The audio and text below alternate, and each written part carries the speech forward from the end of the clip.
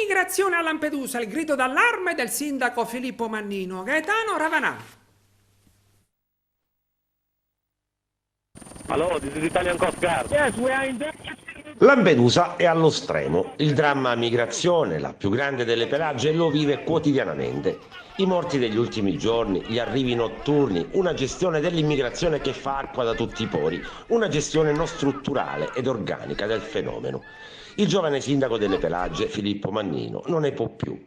Il nostro territorio, dice il primo cittadino, continua a subire mortificazioni, danni ambientali e infrastrutturali, oltre a mettere a serio rischio e pericolo i sacrifici di una vita fatti dai pescatori e di tutta quella gente che lavora e vive con il mare.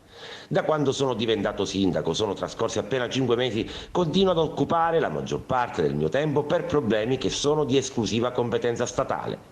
Le barche dei migranti al porto, quelle abbandonate sulle coste o alla deriva in mare, la quantità spropositata di rifiuti prodotta dall'hotspot e al molo Favaloro, le bare per quei poveri cristi che muoiono tentando di raggiungere le nostre coste, la ricerca di loculi nei cimiteri di altre località e così via.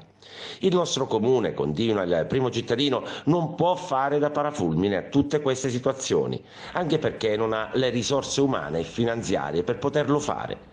Noi siamo stati sempre disponibili in tutto, ma adesso tutti gli enti e le istituzioni coinvolte nella gestione dell'immigrazione devono fare la propria parte in maniera seria e lungimirante. Per questi motivi, nelle prossime ore chiederò un incontro proprio con loro per discutere e creare soluzioni durature e concrete a tutte queste problematiche.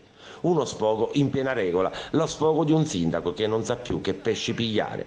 Lampedusa è in continuo stato di emergenza, con l'Europa che fa finta di aiutare, ma sempre pronta a fare orecchie da mercante, quando si tratta di mettere nero su bianco.